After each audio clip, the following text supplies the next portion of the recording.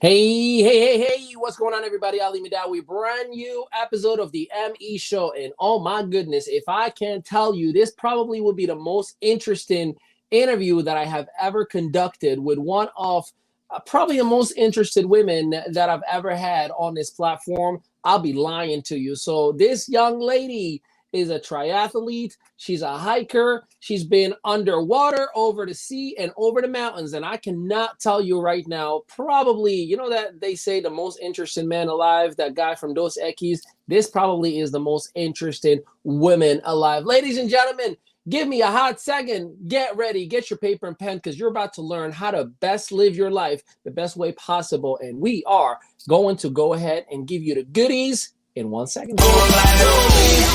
On me, girls on me, on the dance floor, all eyes on me. Who is he?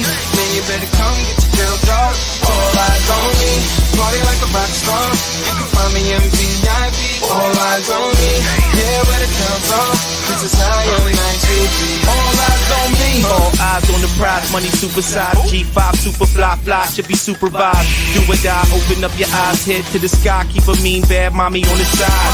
Make a tsunami, kamikaze on the mind. Spit flow, paparazzi flash shine. Get dough, champagne, Merlot. Cash and tango, in the VIP. Now she wanna touch her ankle. Get low, mueve mami como el dembow. All eyes on me, peeping through the window. Get mine, get yours, believe it or not. In the meantime, I'ma keep my eyes on the all top. eyes on me, drinks on me, girls on me, on the dance floor. All eyes on me, who is he? Man, you better come get your girl dog. All eyes on me, party like a rock star. You can find me in VIP. All eyes on me, yeah, where the girls are. This is how your night should be. All eyes on me, indeed. And if you are not ready, you better be ready. Because, ladies and gentlemen, let me just give you some of the amazing things of this young woman that I'm about to introduce to you. She has completed her first triathlon September 22nd, 2020. That is literally 8 days ago. She has done it 93 days following a total hip replacement. At the age of 40 years old, she's seen the snow for the very first time. She was born and raised in Florida, except the fact that she lived for 3 years in Maine, and she is a certified scuba. No, just get ready for this. Ready? She's a certified scuba diver. She spent the night in an underwater hotel. It's called the Jewel Undersea Lodge in Key Largo. In Florida, that is. She has worked for Walt Disney World company for 28 years. So you can imagine she has an imagination to dream of. And she literally, this is one of the most interesting facts that I've ever heard. Listen to this. She finds money, mostly change, everywhere she goes. Twice, she found it on the ocean floor while diving in Key Largo and in Key West, Florida. And to date, you ready for it? For those of you who say there's no such thing as luck. To date, she has found approximately $5,108 in 12 years. She has hiked and stood on the highest peak, 9,718 feet in Zugspee, Germany. She slipped, and if it would not have been for the cable that was holding her, she probably wouldn't have been alive to tell you this story right now. And in her bucket list is to visit as many Division College football stadiums and take pictures all around. And ladies and gentlemen, one of the most amazing, fantastic, incredible entrepreneurs that I've ever had the privilege to work with. Ladies and gentlemen, get ready for the one and only Julie Catlin. What's going on, superstar? Hey there. How are you, everyone? Thank you, Ali. That was a wonderful introduction. Are you kidding me? I had to, do like a double look when I saw your bio. I'm like, there is no way. That's crazy. So we got to get right into it. How does one get a fulfilled life and you're not even halfway towards your life? Like, how did this all come about? I just have an internal drive just to be better each and every day. I look to myself and I say, you know what, how can I make today better than yesterday? And if I do that, then I've attained another goal. So I just have a lot of drive and a lot of fun. And I try to get that in everybody that's around me. So that's incredible. Tell me that it's contagious as my energy is contagious. And it absolutely is. It is felt even virtually right now. So tell us a little bit, if we can dig into the business side of things. Talk to me about, what do you do? Who do you help? And, how do you help them? A little bit about the inside of the business side of Julie Caitlin. Gotcha. Well, it's scary. You're going to go inside here. You guys ready? We're ready. Anyway, all right. Well, I work with motivated individuals that I like to take and synchronize what is possible to go into what is probable, and have helping people to live a happy, healthy, and fit lifestyle. And people always say, well, how does that work? Well, if you're happy, most of the time you're healthy, and therefore you're fit. And if you're fit, most of the time you're healthy, and therefore you're happy. So it's kind of a dual edge and kind of all around thing, is working with people just to try to help synchronize those two things. And I'm an aquatic coach. So I work in the water predominantly with people to help them optimize their better calorie burn and doing different things for themselves in the water, because it's a lot easier on our body. As you said, I did a lot of things in my 50 years of existence. I just turned 51 last Friday. But in my 50 years, I did an awful lot of things. So my body was really kind of wrecked a lot from all the different things that I did. So I needed something to be able to kind of cushion that down a little bit. And that's when I found the water that did that. I also work for a company that I can help, and I provide different products for people to help them with their goals and helping them get through there. Because sometimes exercise and the mindset is just not enough. Sometimes we do need a little bit of help. So so it's just fun. I just enjoy working with people. So, and that's the interesting thing. How does one go through that transformation? Because these are not necessarily your traditional ways of burning calories and losing weight and getting fit and getting healthier. So share with us some of the experiences of your clients, and why do you go that route as well, instead of the traditional, let's go work out and eat healthy? Gotcha. Well, I find that most people have a difficult time. One of the two pieces is not always in sync. Most people don't eat well, or they don't want to exercise, or they want one or the other. But they got to realize that both of them have to be in unison. They have to be connected. So I found very early on in my training that if I worked somebody in the water, it was a little bit easier. So if I have somebody that is significantly overweight, they are a lot of times intimidated when they go into a gym or they go someplace where there's a lot of people. And they feel like, people, all our eyes are on them. So if they can get in some place and they can actually move better and feel better, kind of changes that mindset and that mood in our brain, that they start to see a little success for themselves. And I don't know about you, when you start to feel successful, what happens? You kind of build on that. It's like a domino. You're like, okay, I got this. I can move forward a little bit more. So that's what I found. It was just a little easier for people to kind of get started.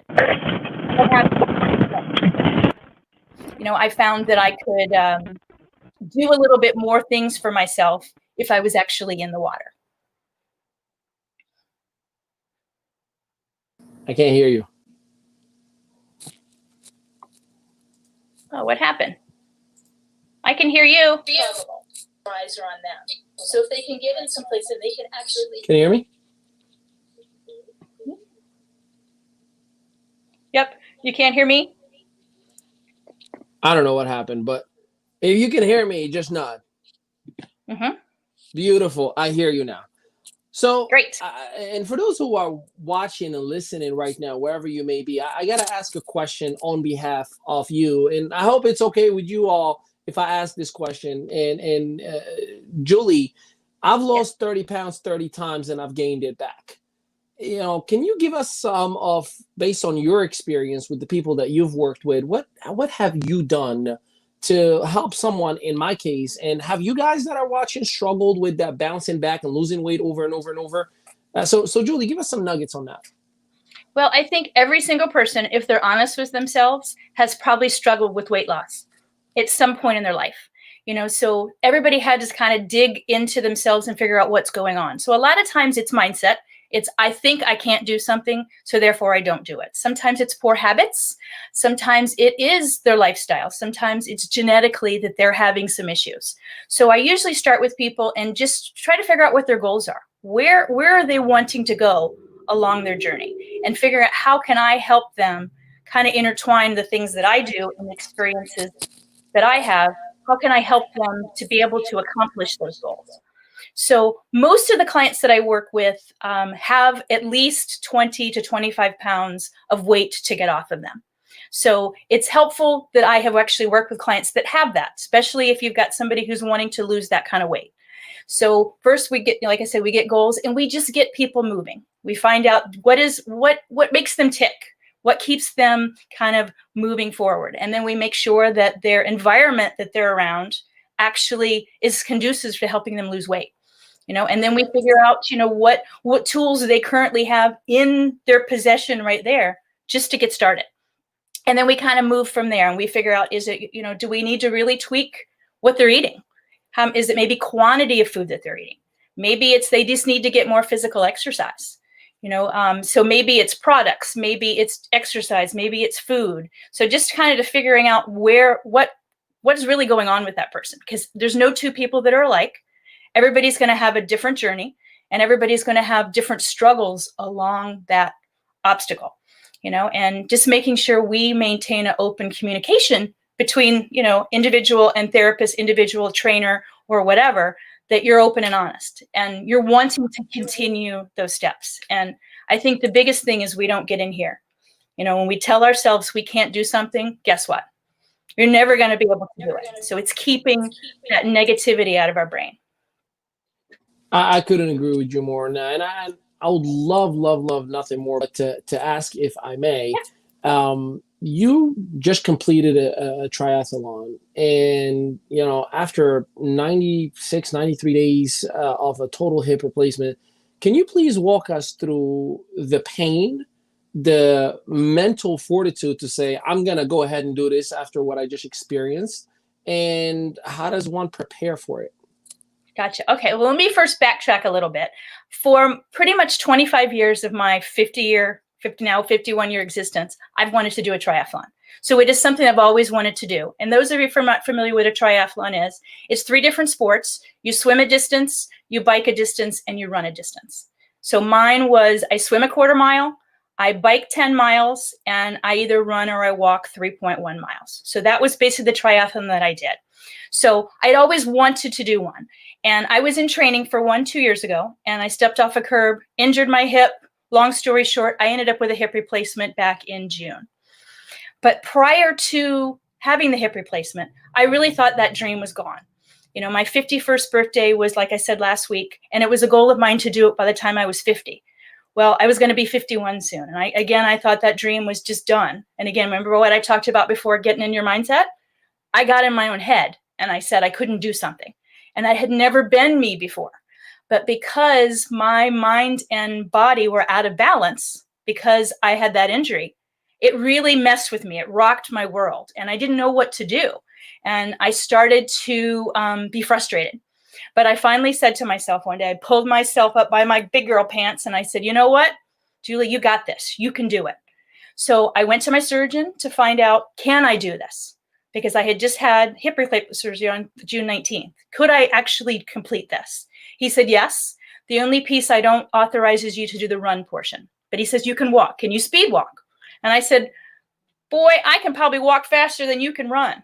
And he just loved that idea. And I'm like, let me show you. And he goes, it's okay. We don't have that much time. So I said, okay. But he gave me the go ahead to go through. So I immediately went home and started thinking about my training. Walking myself through the steps of doing the swim, walking myself through the steps of doing the bike, walking myself through doing the run or the walk.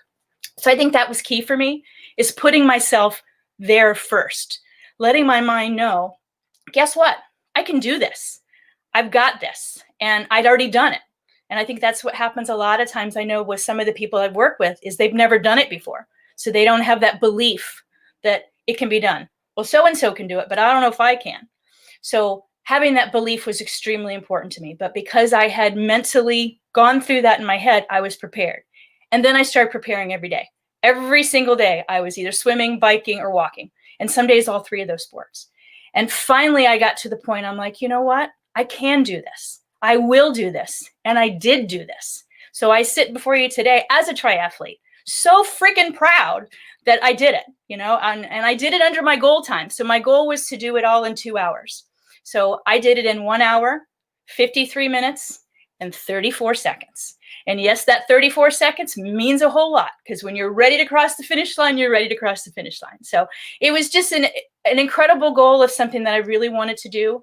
And again, something I thought it wasn't going to be obtainable, but I had to push through figuring out what I wanted to do and just making sure every day I was reaching towards that goal. So almost like a carrot out in front of you. I just kept putting that carrot a little bit farther in front of me, a little bit more, and saying, you know what?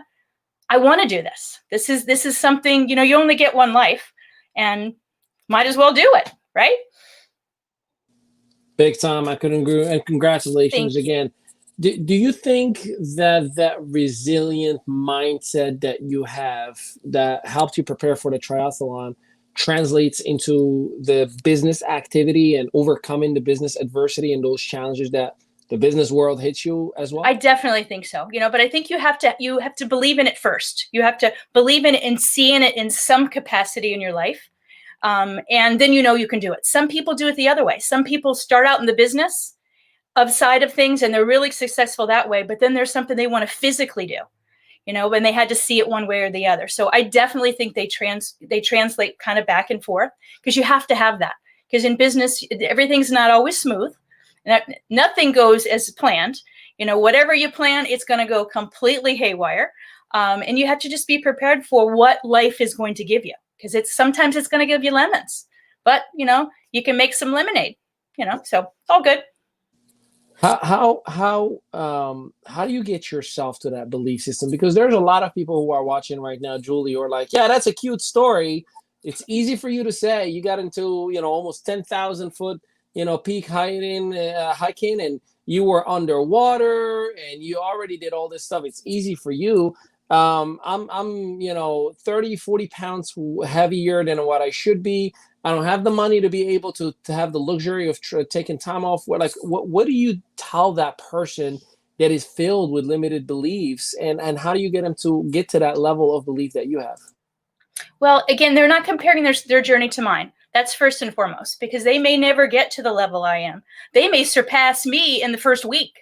You know, they may leave me standing in the dust. So I think that's the first and foremost. Try not to compare yourself to others, because when we get into that what we call an imposter syndrome. You think you can't do something, or you think that you've got to compare yourself to somebody else. So I think that's first and foremost. Try not to ever get into that. The second thing I would say is we've got to figure out really, why did it fail before? Why weren't you able to complete, you know, whatever you wanted to do, lose the weight? What was your obstacle? Because probably when you first started out, things were going well, and then you hit some sort of roadblock, and that roadblock then sidelined you. So what was that? Because chances are that's probably what's going to be sidelining you again if we don't address it. So I think that's an important thing. That's an important piece to do that. Also, to make sure like I said before, your environment is supportive of what you do. So what I mean by that is, if you have a spouse and your spouse is not supportive of you losing weight, or is constantly putting you down, constantly telling you you're overweight, you're fat, you're ugly, you can't do things, that's very difficult to hear day in and day out. So if I find somebody that has that, maybe bring in their spouse and let their spouse kind of see what we're working on, and maybe help them to understand their spouse that I'm working with, just to be better, you know, and help them in their environment. But I think the biggest thing is everybody has it in them. I truly believe that everybody was born to be able to do the majority of things that you want to do, as long as they're not too crazy. Not everybody wants to climb the highest part of the mountain, I promise you, but everybody wants to do something, you know, and no matter what that is. So trying not to, again, compare yourself to what other people have done, but get to whatever your own goals are, because we all have them. You know, when you're a little kid and you're sitting in your room, you have those dreams. You know, some of us wants to be princesses, and some of us wants to be princes. Some of us want to be doctors. You know, why not you? You know, and what makes you different than anybody else? You just have to have that belief. And I know you talked about the limiting beliefs. I think we all have those too. You know, but it's figuring out a way. And again, I think small little successes make bigger wins. And I think that's the key. You have to have small little successes just along the way, and it helps people see it better. Awesome stuff. So for anyone who's watching right now, can they reach out to you if they need help via Messenger, or just interact with you? And two, who can you help ASAP, and why should they reach out to you ASAP? Well, first and foremost, absolutely, you can definitely reach out to me. I can leave my information in the links, or I can give Ali to have that to do that. And who could I work with? I could work with anybody who's really motivated to begin something new for themselves. You know, if you come to me and you're just not ready to work, we're going to have some obstacles to start before you're able to start to see some changes. And like I said, that was kind of before. Once you have to see those small little wins to begin with. So if you can come to be motivated, ready to do something, I can give you some tools to be able to get you started right away. But if you don't come motivated, I'm going to have to get my butt out, and I'm going to have to get my my workout into you really, really fast. So you're going to have to start out quick. So You know, you're also passionate about providing supporting tools, whether they're products, whether they're supplements and things that need to support the body itself. Most people, I used to be one of those people, like, I don't need anything to add to my body. I'm good with, you know, kale and spinach and protein and eggs and things of that nature.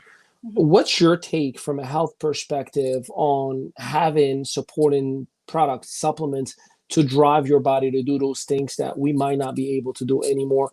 Whether it is to purchase from the traditional store or whether it is to purchase from a specialty website or an individual. What's your take on that? Just because I think there's a lot of gray areas that a lot of people either allow their skepticism or lack of understanding of what is healthy or not for themselves. What's your take on that? Gotcha. Well, I think, like, for myself, when I was younger, I really didn't think about my health, you know, so a lot of younger people don't. They think you're always going to be healthy. Your body's always going to be producing whatever it is, and you're not going to have to take any supplements. I was that person, you know, till I hit about 25, 26 years old. I didn't think I needed to take anything. I thought, you know, I got this, you know, and I realized that that's something I needed to do. So I think doing research, finding out what is healthy and what isn't, what is clean and what isn't. And what I mean by clean is when you look at ingredients on the back of a label, if there's lots of things on there that you have no idea how they pronounce and the letters are this long, chances are that's probably something that's made in a lab, and our body just doesn't know how to recognize that. So when you put something in your body that is foreign, the body goes, whoo, wait a second, I don't know what to do with it. So it takes time for it to process. And sometimes there's a lot of side effects to that processing of those bad, unclean products.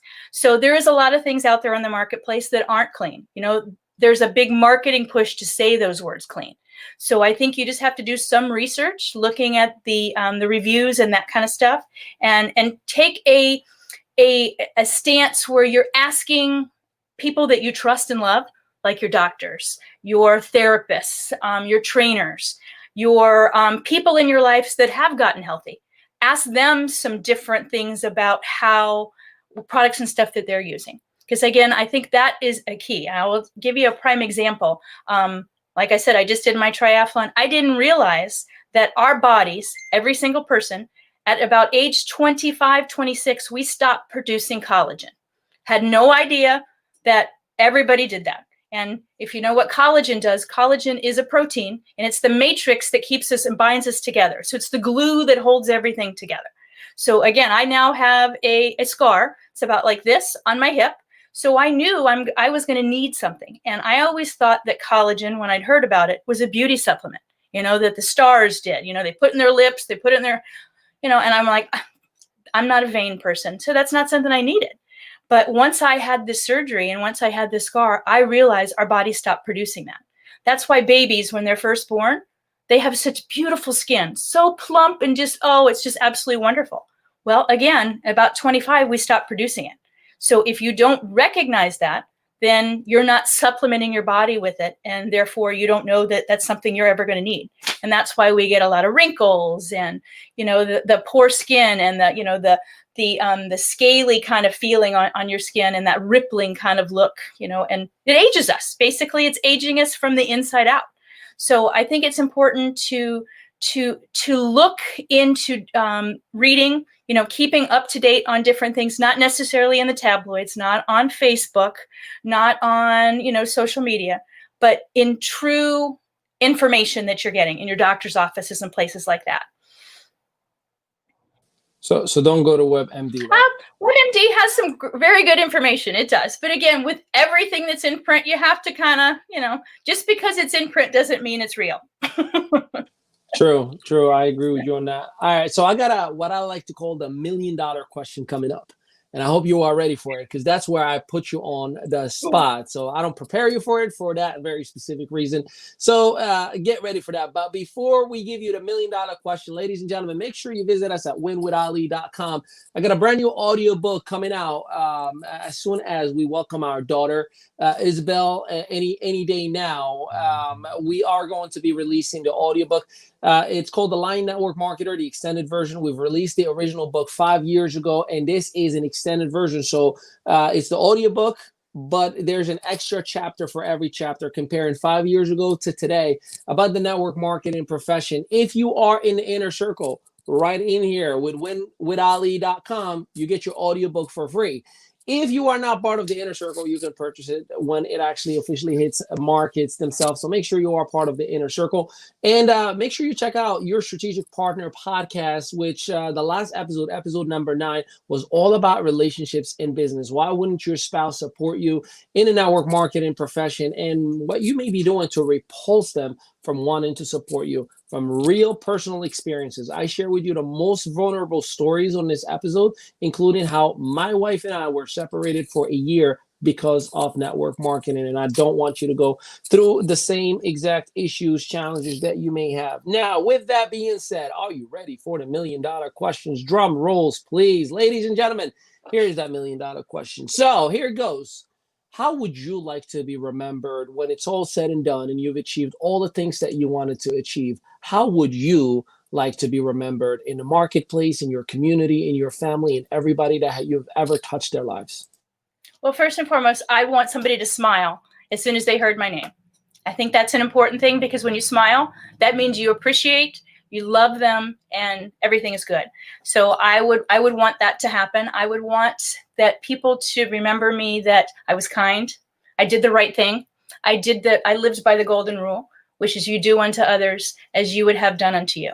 So I really try to live that way, and just help people as best I can, because my job is to serve.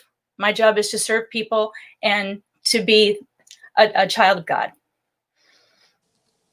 $1 million question indeed. Ladies and gentlemen, she goes by Julie Catlin, and she is a rock star, a superstar, an adventurer, an experimental human being that loves to do life. We say do life, not live life. She literally experiences every single part of it. And make sure you connect with her. Make sure you follow her. She's giving you her permission to reach out to her and ask any and all things that has to do with health, fitness, inner beauty, outer beauty, and even financials if you need help with that from a business aspect, because she's a superstar when it comes to her business etiquette as well. So with that, we appreciate it, ladies and gentlemen. This has been a exclusive with yours truly, your strategic partner, and a brand new episode of the ME Show. Remember, we exist everywhere online. Wherever you Google Ali Madawi, I promise you're going to find me. But the best place, winwithali.com. Until next time, Julie, we thank and appreciate you. Thank you, everybody. Have a great night. Bye-bye.